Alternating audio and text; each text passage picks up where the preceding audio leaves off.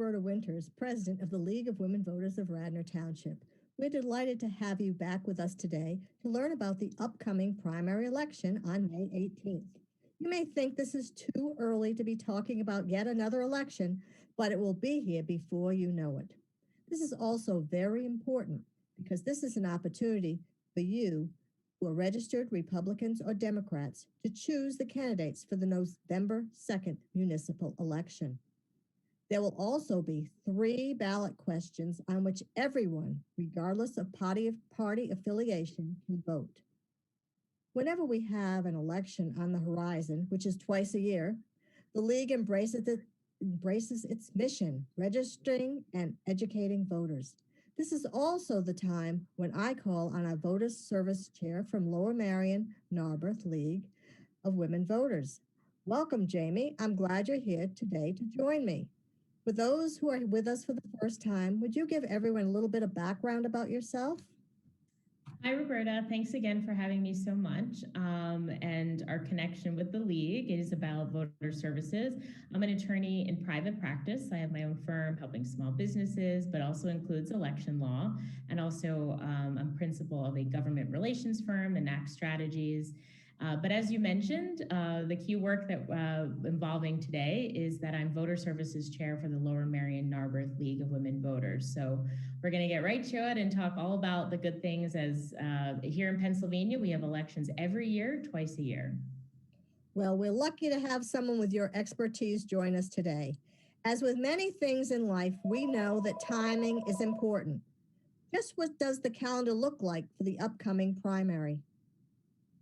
Well, that's really important. People should know these key dates. The 2021 election calendar, we've already started the petition period, which began February 16th. That's where candidates for the respective parties collect signatures to make sure that they can appear on the ballot. And the last day for which they can collect signatures and have to file those petitions is on March 9th.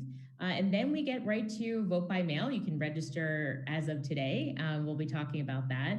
But vote by mail, we are one of the earliest states in the country to begin vote by mail, and that begins on March 22nd. It doesn't necessarily mean you'll get your ballot by that date, but let's hope that is the earliest you could possibly get your vote by mail ballot. And then the last day to register to vote, very important, that's May 3rd. And then the last day to apply for vote by mail is May 11th. And primary election day, if you choose to vote in person, which is great, we have options, is May 18th. Well, that'll all be here with a wink of an eye. But right now, this is the petitioning time when people are going around and asking you to sign so that they can be a candidate on the ballot. But unlike the fall presidential election, which people know a lot about, this is the municipal election, and people need to know exactly what's on the ballot. So what will they see when they get a mail-in ballot or when they go to the polling place in May, Jamie? Well, as you noted, that it may not be a presidential election year, but these are still very key elections that impact your everyday life at a local level. So like your township or your borough elections. So maybe you have a council, maybe you have a board of commissioners or supervisors. Your school board directors, very important. Everything from choosing curriculum to hiring and firing to dealing with teachers and levying property taxes, very key. Your tax collector, speaking of taxes, your tax collector will be on the ballot. Magisterial district judges, those are your local first level courts. They will be on there as well. But we also have statewide elections, judicial elections, which are very key. We have our 3 highest courts. You have 1 seat that's open on the Supreme Court. You have 2 seats on the Commonwealth Court, and then 1 seat on the Superior Court. And you may also in your county have Court of Common Pleas, the lowest, so right above the magisterial district judge, the Court of Common Pleas, they hear criminal and civil matters. They will also have judicial elections. And then what we talk about at the League, so important, election administration. Who runs your voting place? Well, your judge of elections, the inspectors, the constables, those are all up for election as well. Every 4 years, those are on the ballot. And then the all important ballot questions, those are statewide, and we'll get to more specifics on that in a minute. Well, I'm really glad you went over how important all of these people are that we'll be electing in November and, in fact, choosing candidates for these come May or sooner. So if people want to vote, which I hope they are going to do, they need to realize that registration is important. Can you take a minute and review how exactly they register to vote and what they need to do? Sure. Very key is registering to vote. As I mentioned, the deadlines for that you do have until May, but you can do it right now. So to qualify to be a voter in Pennsylvania, you must be a U.S. citizen. You must be a current resident of Pennsylvania for at least 30 days. So if you moved here, maybe you went to the DMV and you got your license, they may have asked you to also register to vote.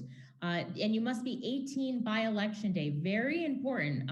So we have here November 3rd, but we want to make sure people know this election, that's from our previous election. But if you are turning 18 by May 18th, you get to register and vote in this coming election, this primary election. Now, of course, you need to be registered with one of the major parties. We do have closed primaries in Pennsylvania, but you can both register by mail or electronically. And you want to make sure your signatures match. That'll come up, prompt you. Don't panic there, but it's also not the time to create some fancy signature or create a nickname for yourself. You don't want to do that. And you can register online. We're going to show you that in just a minute. So VotesPA is certainly an important place to go if you want to register. Change your name, change your address, and also that's a place you can go to get a mail-in ballot application too. So, and also fill it out. So if people want to vote by mail again in 2021, because I know it made a big difference in voter turnout in November, just what do they need to do? So if we could see the next slide, slide 4 says the website, which is really important for registering to vote, but also if you want to apply for vote by mail. So slide 4 shows us the website, votespa.com, as I call it, the VotesPA. We really want to make sure people remember this because it takes you through how to register, not only to register to vote, but also to register to vote by mail. The deadline for that is May 11th, as I noted, but you want to do it now because you want to make sure you're going to get your ballot. And if we could see slide 5, that's that apply to vote by mail. You can go to votespa.com, apply online, or print it out and give it to your county, whether you're in Delco, Monco, you can give it to your respective voter services, but you can do it all online, and you can also sign up, which is really great. You can sign up for this annual permanent list. And what does that mean? Well, that means annually you can make sure that you get a ballot both for the primary and the general election. Now, not everybody would want to do that, right? Because maybe they decide maybe in the spring, I want to go in person, or maybe they're not sure whether they want to do that. So you don't have to do this. So I want to encourage everybody to understand this is an option for you. Again, it's so great to have these options. You can choose to be on this list to get automatically your ballot for both the primary and the general, or you don't have to be on this list. And then you can reapply whether it's the primary or the general to be on this list or not at all. And you can go in person. So that's really important that people understand that they can have that option. And you can apply for this on votespa.com. There's also links to your respective county websites for the election board or voter services. A lot of them have different names, but this is really great that we have this option, although it was confusing people as it's required now under the new laws. This is the first time it happened, that everybody who previously signed up for this list got a letter in the mail from the county, from their respective counties, saying, it's time to register. And people were very confused. What does this mean for this annual list? But really, again, it's just another reminder to tell people you can be on this annual permanent vote by mail. So it's permanent, but only for a year. So that's what people should know. You also have the choice to give them your email address, which I also found helpful because they also remind you of things like this annual application for mail-in voting, but also it allowed me to track my mail-in ballot the last time through. So if you get the option to put in your email address, that's also very important. But I also got that notice in the US mail about my annual list. And I was a little confused because permanent is permanent, but it's really only permanent for the annual application. So I also noticed that I didn't have to continue my mail-in application, and I could do that with a cancel section at the bottom of the letter. And I think we have a slide that shows that. Right. Slide There was 6. a number and codes and stuff about that. And I was just wondering about what all those numbers were at the bottom in that barcode, Jamie. What's that mean? Right. So this is an example from the, other counties have done it differently. Some have a QR code, like a scanner. So this is about canceling, as I noted, that annual list is permanent, but only for a year. Right. But some people don't want to be on this list. They don't want to give their email. That is okay. This is your option. This is your chance to do that.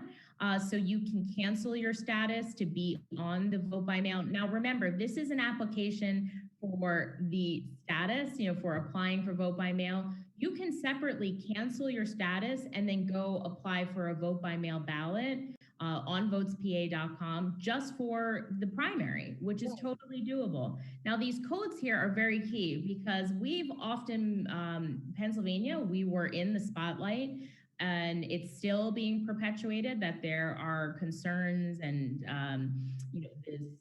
there's voter fraud. That is not true. And this is a good example why.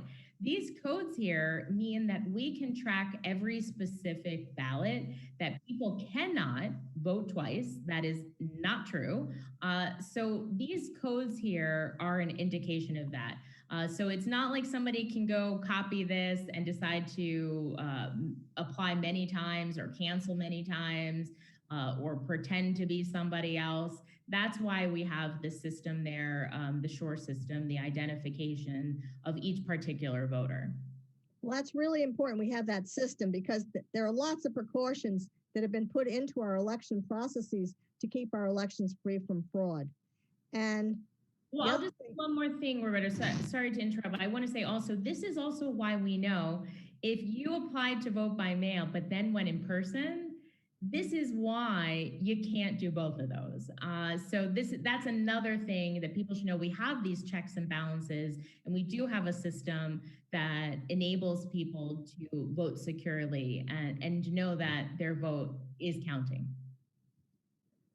Well, I know in addition to the mail-in ballot, which we just spent a lot of time about, during the last election, there were a lot of changes in November. Do you expect there'll be some more changes before the primary in May?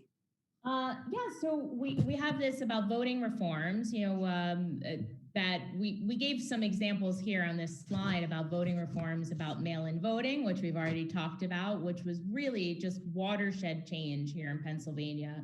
We hadn't had any changes to our election code in over 80 years, and nobody could have foreseen that we would have had a pandemic. That greatly influenced and changed how our voting system, how we voted, but it also allowed more access to voting. And the proof is in the pudding because millions of more people registered and voted than ever before. And so that's going to continue, vote by mail. There is more time to register to vote, and that goes some of the best in the entire country because we know, again, the more access and the easier we make it for people to both register and vote, well, more people will register and more people will vote. The new voting systems are very key. And all of this you can see at VotesPA.com, that reference, that VotesPA that I talked about. You can even click on your county and see the type of voting machine that they use. And this is very key that all 67 counties got new voting machines because we have a voter verifiable paper trail. Another thing about voter security that's really great for Pennsylvania is that that now we have this voter verifiable system to audit, to do these risk limiting audits in Pennsylvania and confirm our voting results, which we did. And people should feel very good in these changes in these voting reforms. And hopefully they continue. There are hearings going on throughout in Harrisburg. Some people are not in favor of these voting reforms, but we at the League, we want to continue and build upon them and make sure that there's further access to voting.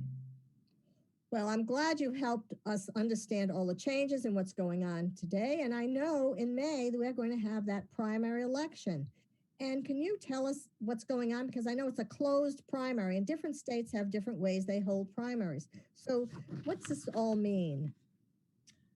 Closed primaries, we are one of few states that has that. That means you have to be registered with our particular party, the primary parties, Republican or Democrat, to vote for the respective candidates that are being put forth for those parties. So I have to be a Democrat to vote for Democrats. I have to be a Republican to vote for a Republican.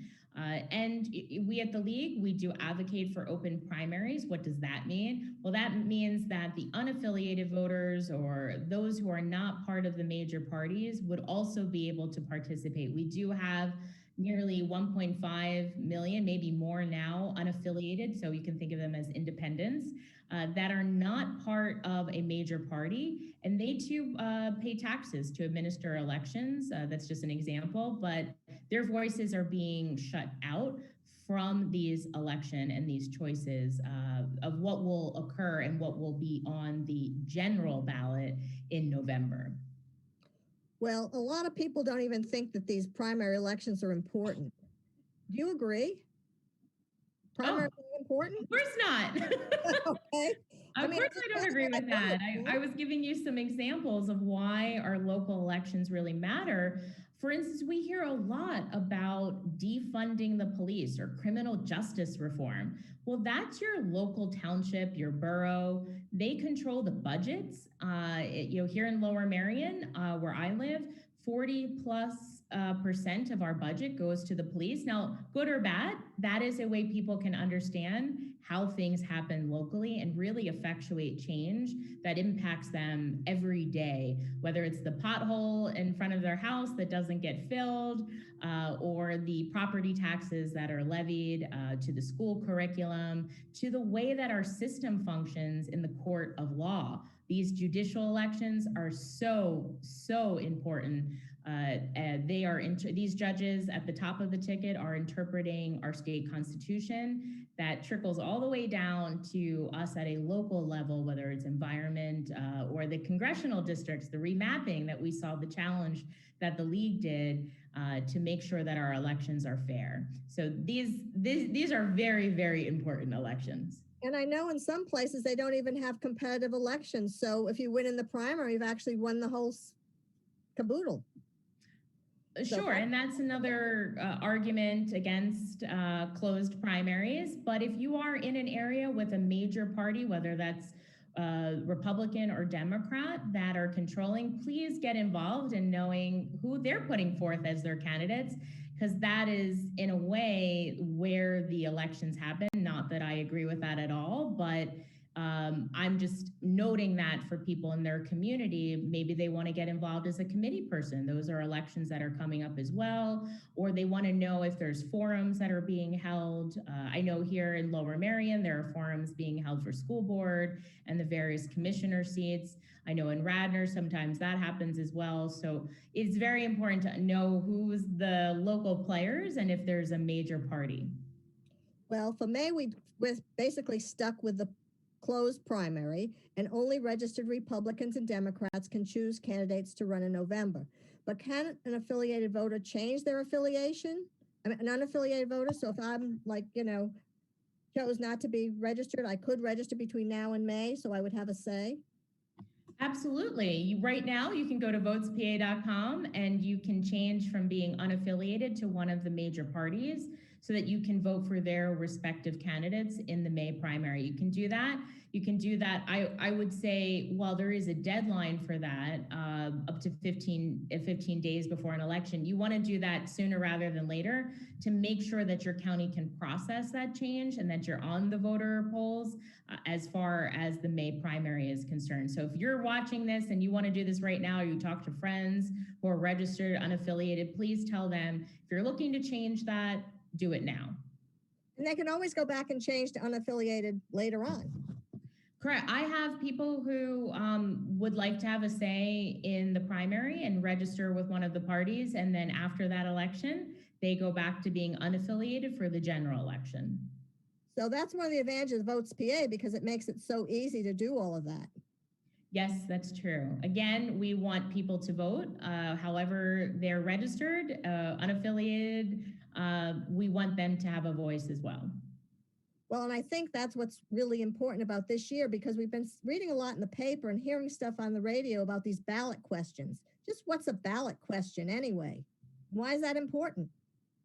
Well, here in Pennsylvania, to amend our state constitution, and I'm just going to explain that very quickly because people are like, what? What is our state constitution? So our state constitution is really our foundational document, everything from how our elections run to our criminal code. And to amend that, there is a process. It is an arduous process. Many believe that that's a good thing because it means there's a sort of checks and balances, but you have to follow that process. So an amendment is proposed, such as a bill in the state legislature, our General Assembly. It has two chambers, the PA House and the Senate. And a bill comes forward to be a resolution to amend the Constitution, and it must pass in 2 consecutive sessions. It's very important, 2 consecutive sessions, the same resolution, the same bill, for that proposal, and they must pass by a supermajority in each of the respective chambers. And then once that's happened, and that has happened, it has to be advertised. So it has to also be advertised the first time around it's passed, as well as the second time. So many people may have seen in the news, there was a ballot question, which unfortunately led to the resignation of our Secretary of State, as that resolution was not advertised. And so if you do not follow the process of this, that means it has to start all over again. And we certainly don't want that. So it's got to be advertised in every county, in the newspaper. You may have seen them already because there are ballot questions coming up for our May primary. And very important that it cannot be vetoed by the governor. If it was a regular bill that went through the process of going through the General Assembly, it goes to the desk of the governor. That is not the case with a constitutional amendment. And I think even though the primary is a closed primary, everyone can vote who's a registered voter on these ballot questions. So just what are these ballot questions, Jamie? Well, thank you for saying that, because it can be pretty complicated. People see them in the newspaper and then what is this? This is so confusing, and this language, and how am I supposed to understand what this really means? So we have the first question here. There's 3 total, and this is the proposed constitutional amendment to Article 3, Section 9 of the PA Constitution. And this relates to the executive powers of the governor. And so I'm saying that in plain language because it says relating to termination or extension of disaster emergency declarations. What is that, right? You may be thinking, well, that's relating to the governor's powers to declare an emergency, as he did with COVID-19, declaring that emergency and limiting the time frame. The exact question says, shall the Pennsylvania Constitution be amended to change existing law and increase the power of the General Assembly to unilaterally terminate or extend a disaster emergency declaration and the powers of the Commonwealth agencies to address the disaster, regardless of its severity, pursuant to that declaration through passing a concurrent resolution by simple majority. I could go on and on, but the point is these questions are available to people in the newspaper. We'll have them on votepA.com. And this is about limiting the power of the governor And instead, some people may be in favor of that, of giving that back to the General Assembly. I would argue here this is really to undermine the balance of powers. But we have another question. I just want to get to them quickly because we're getting close to time. And this is about, again, the power and how much time. Right now it would be 90 days. It would be limited to 21. And then, so I'm going to go this quickly because, again, these questions will be available to people, whether in the newspaper, the league, our websites, your local websites, the state websites. And then the final question is a good one. We do not have protections for racial discrimination, and that would be added to our state constitution. So the others are about changing existing law. This one about racial and ethnic protections would be added to our state constitution. So I know I went through it quickly, but there's a lot and very important information and elections happening, and anybody can vote on these, as you mentioned. Well, these would really change our Pennsylvania Constitution. So I hope, Jamie, can you come back with me in a few weeks and go through these a little more in detail so the ballot questions are clearly understood by all? Sure. And yes, it's been in the news also. There's another ballot question about how our judges would be elected. That's very important for people to be aware of. But that may not be until November. Right. But we want to make people aware of it. Oh, yes. These ballot questions are going to be something else. Yes. So I'm pleased you're going to come back to see us again, Jamie, and talk about ballot questions some more. But between now and then, I want to thank you on behalf of the League of Women Voters for joining us today. And of course, thank Mainline Television for their continued support in helping to educate the public about the important issues in our community, voting being one of the most important. As always, we are grateful to those of you in our audience and our members, and we'll hope that you will continue to join the League, and we are open to all and would appreciate your support as we continue to help make democracy work in Radnor and beyond. Thank you.